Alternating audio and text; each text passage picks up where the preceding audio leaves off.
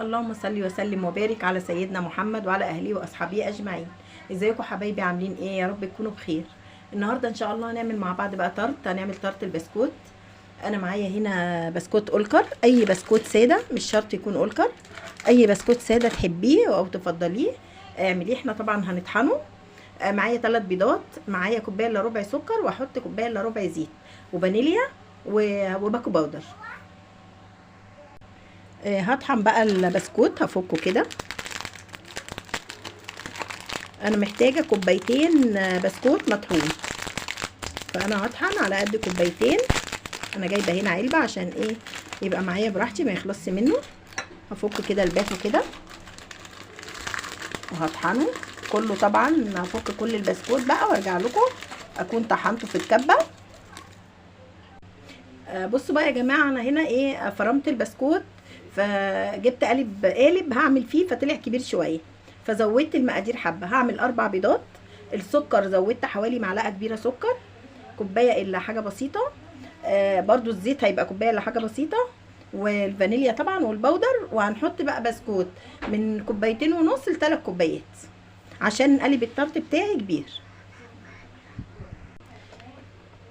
اول حاجه هعملها هكسر البيض في البوله دي. 4 بيضات.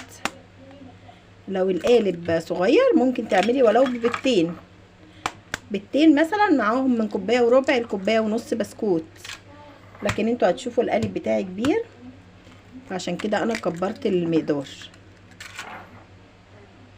هنا هحط بقى نص معلقه صغيره كده فانيليا خام، وهضرب البيض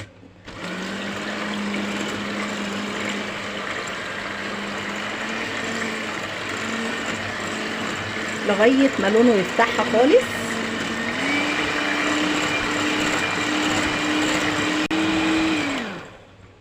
كده بقى هنزل بالسكر كوبايه الا حاجه بسيطه.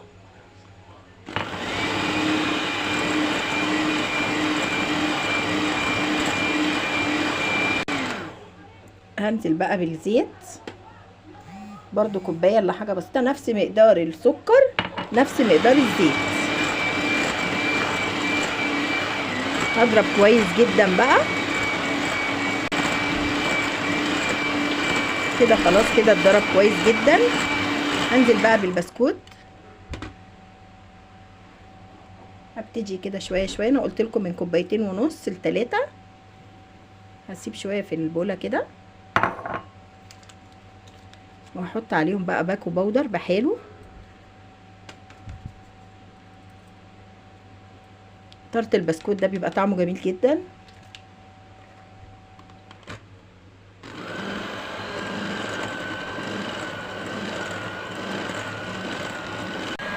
كده خلاص نبتدي بقى نجيب القالب بتاعنا.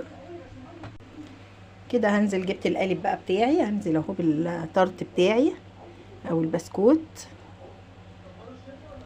القالب كبير زي ما قلت لكم، فيا دوبك المقدار ده. هندخله بقى الفرن، هسويه كويس وهدخله الفرن. كده خلاص سويت قالب الطرت اهو، هدخله وهنعمل بقى الطبقه التانية. يطلع من الفرن نحط عليه بقى الطبقه التانية.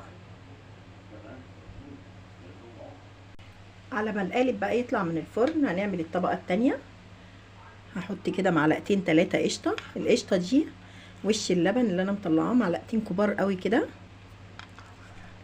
احط حبه كمان، واحط نص كوبايه لبن نيدو او لبن بودر اي نوع يعني، وكمان نص كوبايه سكر بودره.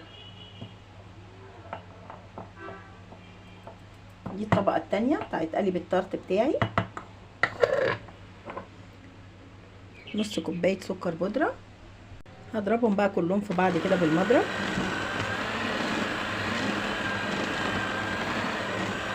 لغايه ما يبقوا كريمي خالص معايا. الطبقه التانية دي بقى مش قادره اقول لكم طعمها بيبقى روعه، بس كده حلوه قوي. جبت هنا معلقه كاكاو، هاخد من الكريمه الجميله دي هحط عليها، هنزين بيها.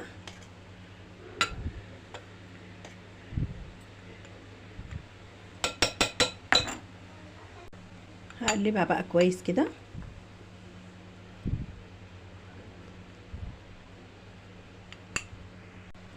كده قالب الطرط بتاعي طلع اهو. كده بقى هنزينها. هحط بقى الطبقه التانية بتاعتها. مش قادره اقول لكم بقى دي طعمها بيبقى تحفه بصراحه.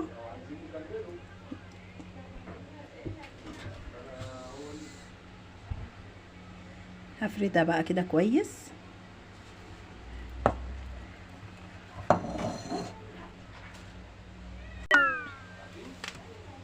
كده بقى حطيت الطبقه البيضه. هنحط بقى، جبت هنا كيس الحلواني، هنحط فيه بقى اللي احنا عملناه مع بعض. هحط شرط كده جنب بعضها.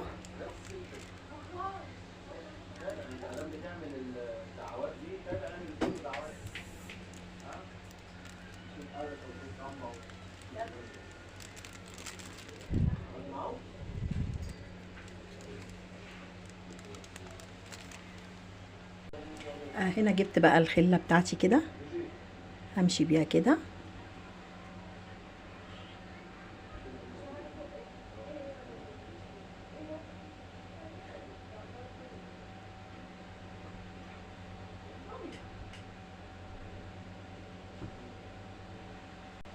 بكده الفيديو بتاعي خلص، يا رب يكون عجبكم. اسيبكم بقى على الف خير، وما تنسونيش في اللايك يا جماعه، والنبي ما تنسوا اللايك. انا بامنكم وبحلفكم ما تنسوش اللايك، عشان اللايك هو اللي بيرفع القناه. مع الف سلامه.